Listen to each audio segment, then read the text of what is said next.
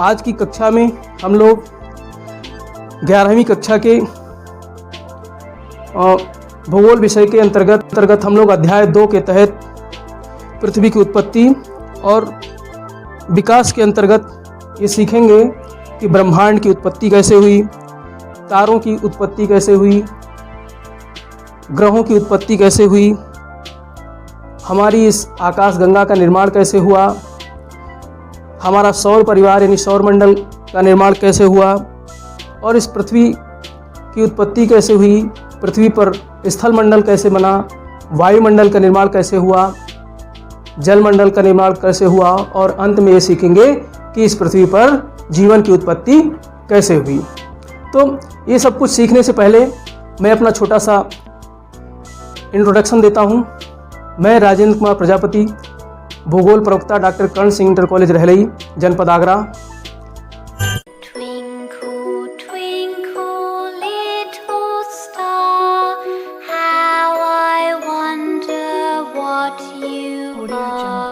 प्यारे बच्चों, आप सभी ने बचपन में ये सॉन्ग तो अवश्य सुना होगा, लेकिन क्या कभी आपके शरारती दिमाग में ये विचार आया कि ये जो ट्विंकल ट्विंकल लिटिल स्टार है, यानी ये तारों की जो बारात है आकाश में, ब्रह्मांड में, इनका निर्माण, इनकी उत्पत्ति और इस पृथ्वी पर, सिर्फ इसी पृथ्वी पर, अन्य ग्रह पर क्यों नहीं जीवन की उत्पत्ति हुई। अगर ये विचार बचपन में आपके मन में कौंधा और इनके प्रश्नों के उत्तर नहीं मिले, तो आज इस क्लास को सुनने के बाद में आपके दिमाग में चल रहे सभी प्रकार के प्रश्नों के उत्तर मिल जाएंगे। तो चलिए हम लोग शुरू करते हैं। ब्रह्मांड की उत्पत्ति से संबंधित कुछ सिद्धांतों को देखेंगे। वैसे तो ब्रह्मांड और ग्रहों नक्षत्रों की उत्पत्ति से संबंधित प्राचीन समय में एक धार्मिक संकल्पना प्रचलित थी। धार्मिक संकल्पना के तहत विभिन्न धर्मों ने अलग अलग तरीके से अपने जो है व्याख्यान दिए। क्रिश्चियन धर्म ने अपने अलग व्याख्यान दिए, हिंदू धर्म ने अपने अलग व्याख्यान दिए। हिंदू धर्म की मान्यता के अनुसार लगभग वैज्ञानिक जो विचारधारा है उससे कुछ साम्यता मिलती है, ठीक है। तो लेकिन धार्मिक मान्यता को आज बहुत ज़्यादा मान्यता नहीं मिली है, उसको नकार दिया गया है। वैज्ञानिक विचारधाराओं पर ही हम यहाँ पर चर्चा करेंगे। वैज्ञानिक विचारधारा के अंतर्गत हम ये देखेंगे कि दो प्रकार की संकल्पनाएं या हाइपोथेसिस।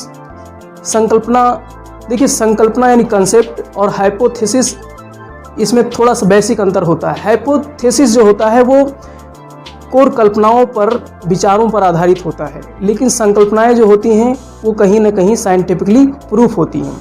तो हम यहाँ पर हाइपोथेसिस की अगर बात करें तो दो प्रकार की हाइपोथेसिस प्रचलित है हमारे इस ब्रह्मांड की उत्पत्ति, ग्रहों की उत्पत्ति, तारों की उत्पत्ति से संबंधित।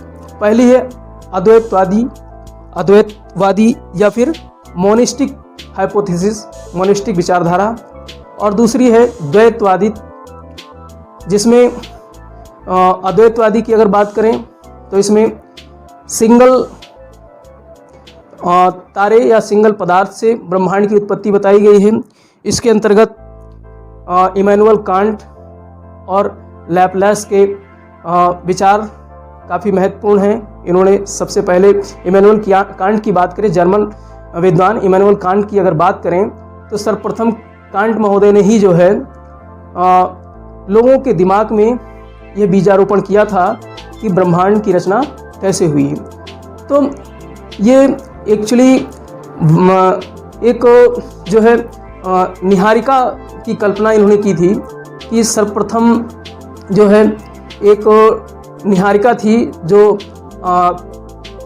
बिल्कुल गॉड क्रिएटेड थी। गॉड क्रिएटेड निहारिका की इन्होंने बात की है, और वो कहाँ से आई इसके बारे में इन्होंने कोई प्रकाश नहीं डाला है। इसीलिए बाद में चल करके इनकी संकल्पना जो है आलोचना हो जाती है इनकी संकल्पना की। तो उन्होंने बताया कि जो आद्य निर्मित पदार्थ थी वो ठंडी और जो है अपने अक्ष पर घूमने लगी थी, और घूमते घूमते फिर जो है उसमें सिकुड़न उत्पन्न हुआ, और जिससे वो कई छलने उससे निकले, और इस तरीके से हमारे कुछ सौर परिवार का जो है इसकी उत्पत्ति हुई। तो ये इन्होंने निहारिका यानी नेबुलर हाइपोथेसिस की बात की, और यही निहारिका संकल्पना आगे चलकर बिग बैंग थ्योरी के माध्यम से जो है कहीं ना कहीं इसको इस हाइपोथेसिस को प्रूफ भी किया जाएगा। और दूसरी जो विचारधारा द्वैतवादी विचारधारा थी, द्वैतवादी में जो है एक ऑब्जेक्ट एक पदार्थ की बात नहीं की। यहाँ पर ब्रह्मांड की उत्पत्ति और तारों नक्षत्रों की उत्पत्ति, ग्रहों की उत्पत्ति में दो या दो से अधिक जो है पदार्थों की बात की गई। तो इसके अंतर्गत चैम्बरलिन थे, मोल्टन महोदय थे, जेफरी थे और जेम्स जीन्स महोदय। तो इन लोगों ने ये बताई कि एक जो है तारा था जिसको हम सूर्य मान सकते हैं, सन मान सकते हैं, वो जो है घूर्णन कर रहा था अपने अक्ष पर, और कुछ समय बाद उसके पास से जो है एक विशालकाय तारा गुजरता है। और उस विशालकाय तारा के गुजरने से, क्योंकि देखिए इस पृथ्वी पर हर ऑब्जेक्ट का अपना गुरुत्वाकर्षण होता है, और जब वो विशालकाय तारा वहाँ से गुजरा, उस सूर्य के समीप से होकर जब गुजरा, तो उसने जो है एक फोर्स उत्पन्न उस सूर्य की तरफ एक फोर्स डाला, प्रभाव डाला, गुरुत्वाकर्षण का प्रभाव डाला। तो उस गुरुत्वाकर्षण के प्रभाव में आकर के जो सूर्य का पदार्थ था उसमें बल्ज हो गया, उसमें उभार उत्पन्न हो गया, और उभार उत्पन्न होकर के वो सिगार की भांति जो है दिखाई देने लगा। जैसे आपने देखा होगा फिल्मों में सिगार पीते हैं, तो इस तरीके से सिगार की आकार में वो निकल करके बाहर आ गया। लेकिन समय के अंतराल में वो तारा जो है विशालकाय तारा वो चला गया, अपने पथ पर आगे बढ़ गया। लेकिन यहाँ पर जो सूर्य से निकला हुआ जो सिगार था, अब चूंकि वो अक्ष पर अपने घूम रहा है सिगार, और घूमते घूमते वो सिगार उस छल्ले से उस सूर्य से अलग हो गया वो सिगार, और अलग होकर के वही जो है 8 ग्रहों के रूप में, वैसे प्लूटो भी एक ग्रह था पहले, लेकिन अब इसको बौना ग्रह कहा जाता है। तो नहीं तो 9 ग्रह थे, अब आज के समय में 8 ही ग्रह हैं। तो वो 8 ग्रह उन छल्लों से उस सूर्य से अलग हुआ, वही जो सिगार के रूप में उभरा हुआ भाग था। अगर हम उसको आज सत्यापित करना चाहें तो आप देख सकते हैं कि किस तरीके से बीच में जो बृहस्पति वाला ग्रह है वो उस सिगार में फिट बैठ जाता है, और उसके दाएं बाएं साइड में छोटे छोटे ग्रह आकर के और जो है स्थान को घेरते हैं। तो इस तरीके से कहीं ना कहीं ये संकल्पना भी जो है हमको वैज्ञानिकों को थॉट पार जो है फुट देती है, आगे के विचार के लिए जो है खाद्यान्न प्रदान करती है, विचार करने के लिए कहीं ना कहीं सोच देती है। तो लेकिन ये तो रही बात जो है पहले की। पहले का मतलब जो है जब इतना ज़्यादा वैज्ञानिक उपकरण, वैज्ञानिक खोजें नहीं थी।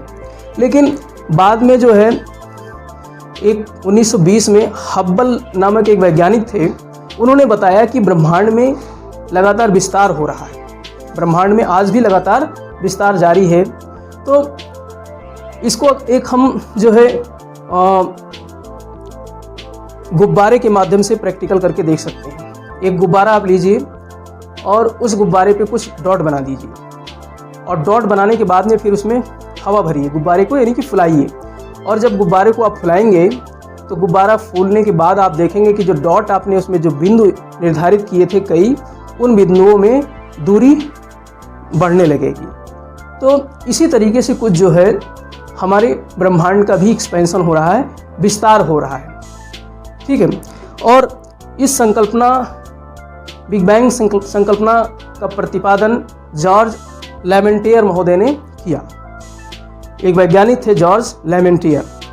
तो बिग बैंग संकल्पना आज बिल्कुल फुल प्रूफ है, और इस संकल्पना को पूरी तरीके से विश्व समुदाय और जो है सभी वैज्ञानिक इसको आज मानते हैं और इसी के आधार पर सारे प्रेक्षण प्रक्षेपण जो हो रहे हैं वो होते हैं। तो हम इस संकल्पना की अगर बात करें बिग बैंग थ्योरी एक्चुअली क्या है, ये आज से करीब 14 अरब वर्ष पहले इस ब्रह्मांड में जो है एक शून्य था, बहुत ही छोटी बिंदु थी और उस छोटी बिंदु में जो है एक्सपेंशन शुरू हुआ, विस्तार शुरू हुआ और एक महाविस्फोट हुआ उस बिंदु में।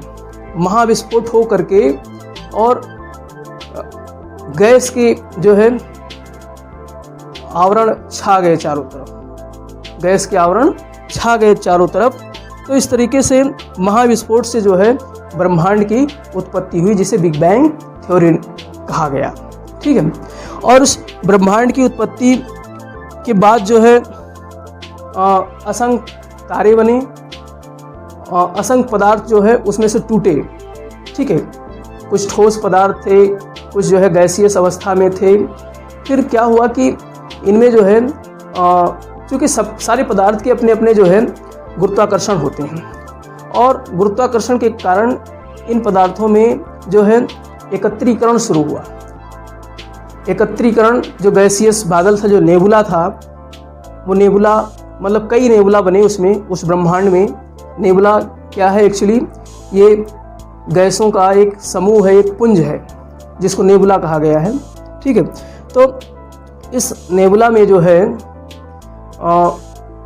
बहुत सारे असंख्य जो है पदार्थ तैर रहे थे और गुरुत्वाकर्षण के कारण ये पदार्थ जो है एग्रीगेट हो रहे थे, एकत्रित हो रहे थे और एकत्रित हो करके चूँकि गतिशील थे तो ये आपस में चिपक करके जो है असंख्य पिंड बन गए।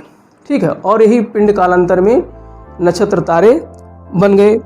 और तारों में जब विस्फोट हुआ तो फिर ग्रहों की उत्पत्ति हो गई और ग्रहों पे विस्फोट हुआ या फिर बाहरी कोई पदार्थ ग्रहों से टकराया। जैसे पृथ्वी में अगर चंद्रमा की बात करें उपग्रह के रूप में, तो एक ऐसा माना किया जाता है जो चंद्रमा से लाए गए चट्टान हैं उनका परीक्षण किया गया तो ऐसा पाया गया कि उसमें पृथ्वी की धातुएं पाई जाती, पृथ्वी के चट्टान पाए जाते हैं। तो उसका अस्तित्व भी पृथ्वी से ही है। तो सभी के ग्रह हैं, जो सभी ग्रह हैं उनमें से जो है केवल 2 ग्रह ऐसे हैं, बुध और शुक्र, जिनके उपग्रह नहीं हैं, बाकी सभी ग्रहों के उपग्रह हैं। तो इन उपग्रहों की उत्पत्ति उन ग्रहों से हुई है, या तो टक्कर के रूप में हुई या फिर जो है किसी न किसी तरीके से जो है वो विस्फोट से उनसे अलग हुए। तारों के निर्माण की अगर हम बात करें तो जो निहारिका थी, जो नेबुला था, महाविस्फोट के बाद बिग बैंग में जो ब्रह्मांड की उत्पत्ति हुई, महाविस्फोट के बाद जो नेबुला बने, वो नेबुला क्या थे एक्चुअली, मैंने बताया पहले कि वो गैसीय आकाश के जो है पुंज थे।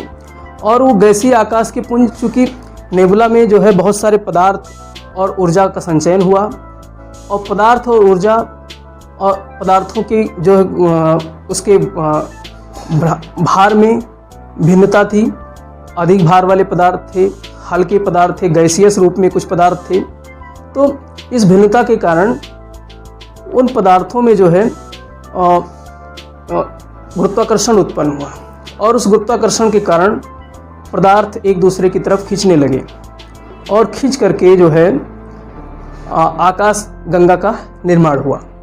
आकाश गंगा, जिसको जो गैलेक्सी, हमारी गैलेक्सी आकाश गंगा है, इसका निर्माण हुआ। ऐसे असंख्य आकाश गंगाएं हैं, असंख्य गैलेक्सी, जिस ब्रह्मांड में ऐसे असंख्य आकाश गंगाएं हैं, गैलेक्सीज हैं।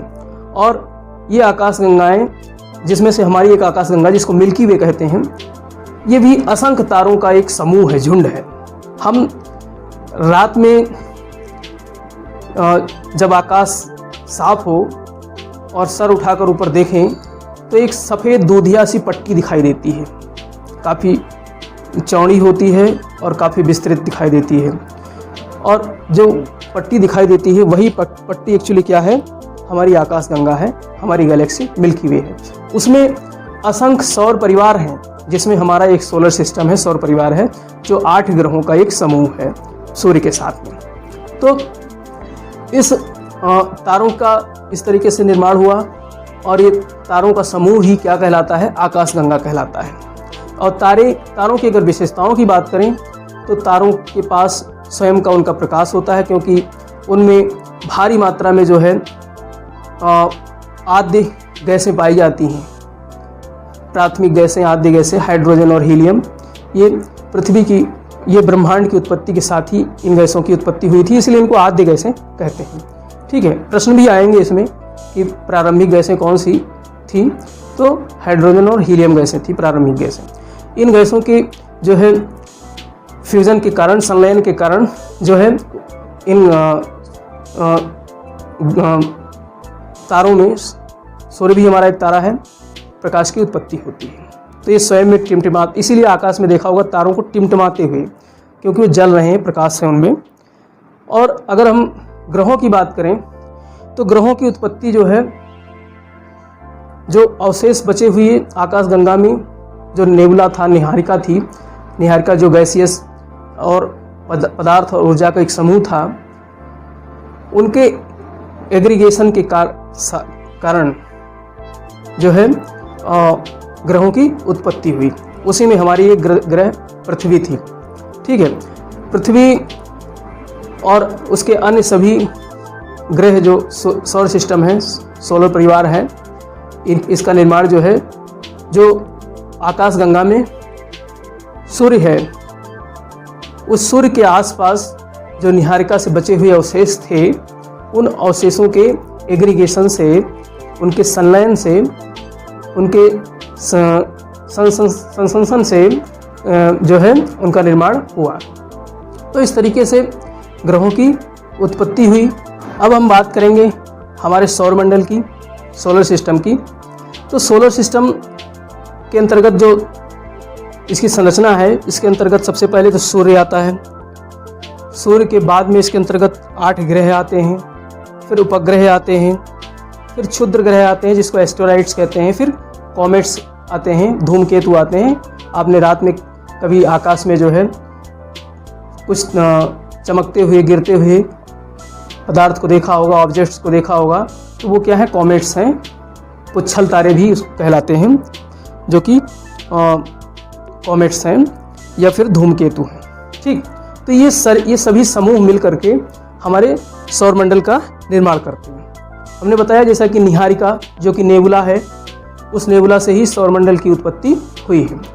अब अगर हम इस सोलर सिस्टम, जब महाविस्फोट हुआ तो उसमें जब हमारे सौर परिवार का निर्माण हुआ, तो उसमें जो अरेंजमेंट था, ग्रहों का अरेंजमेंट था, वो कुछ इस तरीके से था। सूर्य, फिर सूर्य से आगे बढ़ते क्रम में सूर्य से बुध, फिर इसके बाद में शुक्र, फिर शुक्र के बाद पृथ्वी, फिर मंगल, और फिर एस्टेरॉइड्स का एक बेल्ट आता है, क्षुद्र ग्रहों का एक बेल्ट आता है। तो इस तरीके से हमने देखा बुध, शुक्र, पृथ्वी और मंगल, ये 4 ग्रह जो कि सूर्य से लेकर के और एस्टेरॉइड यानी क्षुद्र ग्रह के बीच स्थित हैं।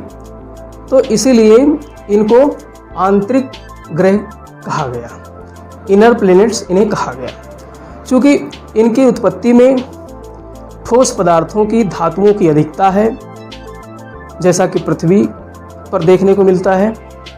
तो इसीलिए चूँकि पृथ्वी वाले पदार्थ इन ग्रहों पर अधिक पाए जाते हैं, जो पृथ्वी पर पाए जाने वाले पदार्थ हैं, ठोस तत्वों की अधिकता के कारण, इसलिए इन ग्रहों को पार्थिव या टेरेस्ट्रियल प्लैनेट्स भी कहा जाता है।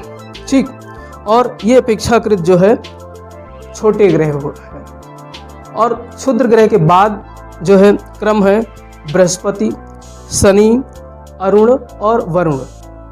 बाद के ये 4 ग्रह जो है ये आकार में आंतरिक ग्रह से बड़े हैं, और चूंकि क्षुद्र ग्रह से ये बाहर हैं, इसीलिए इनको बाह्य ग्रह या आउटर प्लैनेट भी कहा जाता है।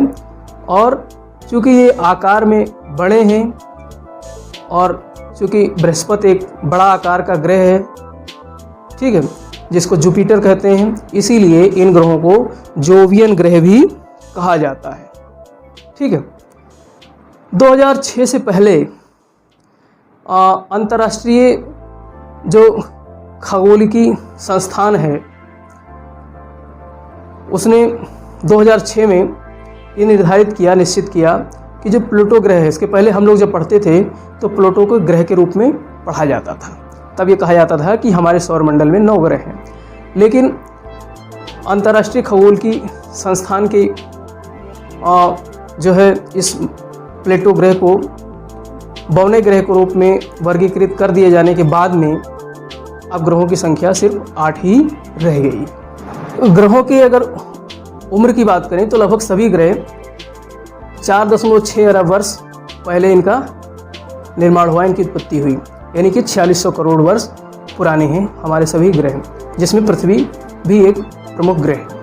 अगर उपग्रहों की बात करें, चंद्रमा की अगर हम बात करते हैं तो चंद्रमा हमारी पृथ्वी का उपग्रह है और ये हमारी पृथ्वी का चक्कर लगाता है। सभी ग्रह हमने देखा कि सूर्य का चक्कर लगाती हैं और उपग्रह सभी जो है वो अपने अपने ग्रहों का चक्कर लगाती हैं। तो इसी में जो है हमारा मून है, जो चंद्रमा है, वो हमारी पृथ्वी का चक्कर लगाती है। अब इसकी उत्पत्ति की अगर हम बात करें तो चंद्रमा की उत्पत्ति इस ग्रह की उत्पत्ति के कुछ ही समय बाद लगभग 4.4 अरब वर्ष पूर्व, यानी 4.6 अरब वर्ष पहले ग्रह की उत्पत्ति हुई और 4.45 अरब वर्ष पूर्व जो है एक भारी भरकम जो मंगल ग्रह से लगभग 1 से 3 गुना बड़ा जो है पिंड आकर के हमारी पृथ्वी से टकराता है और हमारी पृथ्वी के कुछ हिस्से टूट करके ब्रह्मांड में बिखर जाते हैं और वही बिखरे हुए हिस्से हमारी पृथ्वी का चक्कर लगाने लगते हैं और चक्कर लगाते लगाते वो बिखरे हुए पिंड जो है गुरुत्वाकर्षण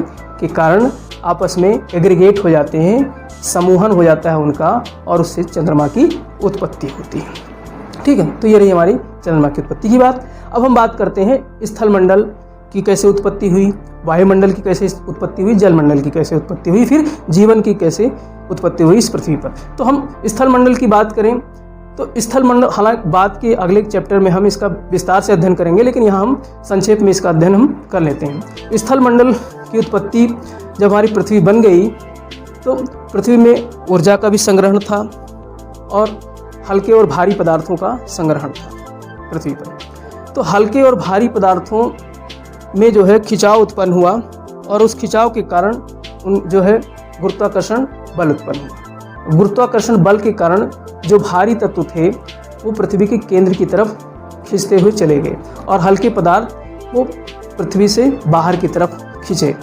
तो इस तरीके से जो है ये प्रक्रिया विभेदन की प्रक्रिया कहलाई, डिफरेंशिएशन की प्रक्रिया कहलाई। यानी विभेदन की प्रक्रिया लिखने के लिए अगर आता है प्रश्न तो क्या है, तो पृथ्वी पर हल्के और भारी पदार्थों का मिश्रण जो है जिसमें गुरुत्वाकर्षण के कारण खिंचाव उत्पन्न हुआ, तो भारी पदार्थ जो थे वो पृथ्वी के केंद्र की तरफ यानी कोण की तरफ खिसक गए, जिसमें लोहा है, निकल है, और हल्के पदार्थ जो थे, ठीक है, जिसमें सियाल है, मैग्नीशियम है, ठीक है, तो ये पृथ्वी से बाहर की तरफ खिसक गए।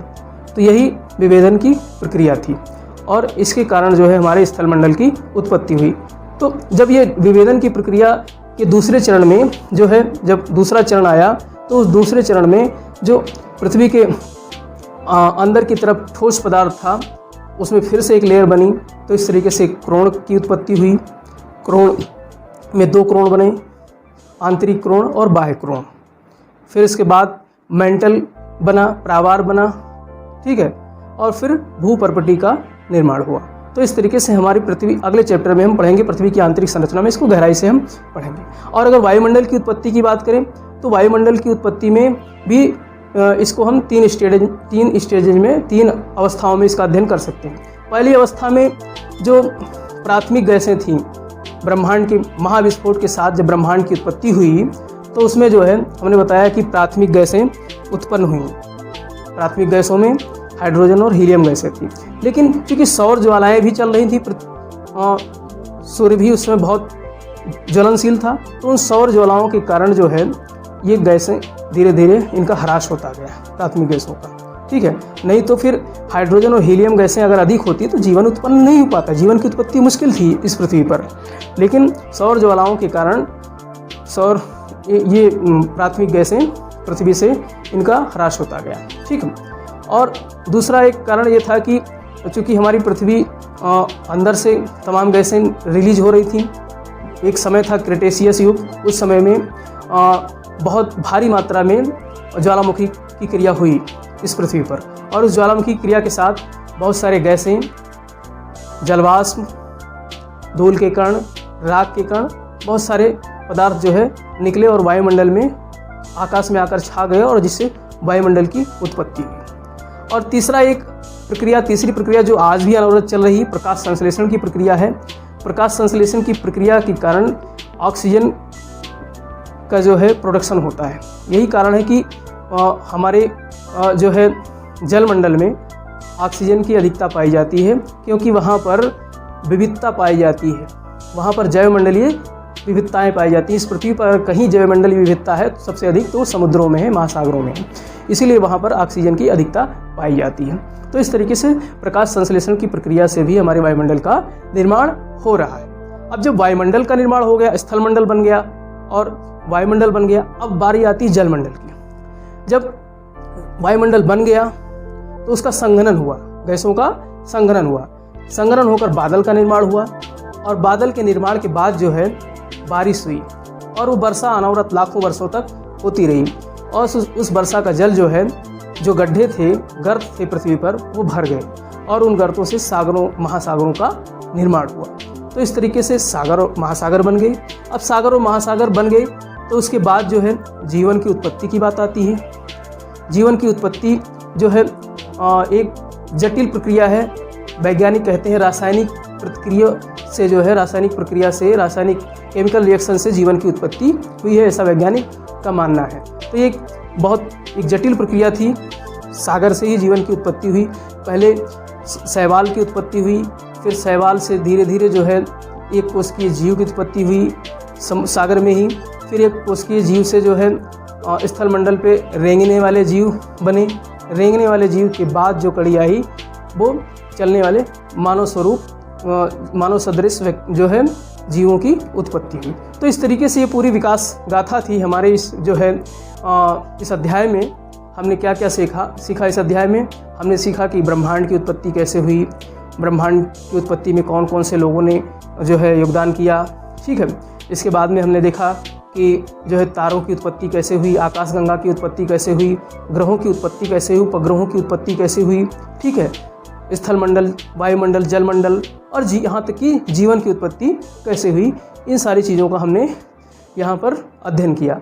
अब इस वीडियो लेक्चर को देखने के बाद में बच्चों, आप लोगों के दिमाग से ये समस्या, जो प्रश्न कौंध रहा था कि इस ब्रह्मांड की उत्पत्ति कैसे हुई, इसका समाधान हो गया होगा निश्चित तौर पर। और इस अध्याय के आखिर में दिए गए प्रश्नों को आप सभी हल कीजिए। जितना कुछ हमने पढ़ाया है वहाँ पर आप देखेंगे, प्रश्न मिलेंगे आपको कि आकाशगंगा का निर्माण कैसे हुआ है, ठीक है। आंतरिक ग्रह क्या है, बाह्य ग्रह क्या है, जोवियन ग्रह क्या है, ग्रहों की उत्पत्ति का समय क्या है, जो कि 4600 करोड़ वर्ष पहले या फिर 4.6 अरब वर्ष पहले, ठीक है। और इसी प्रकार से आप देखेंगे जो है प्रश्नों में आप ये देखेंगे कि जो है बिग बैंग थ्योरी क्या है, ठीक है। तो इन सारी चीज़ों को आप हल कीजिए, और अगर समझ में ना आए तो हमसे जो है दिए गए नंबर पर कांटेक्ट करके समाधान ले सकते हैं। इसी के साथ जय हिंद, जय भारत।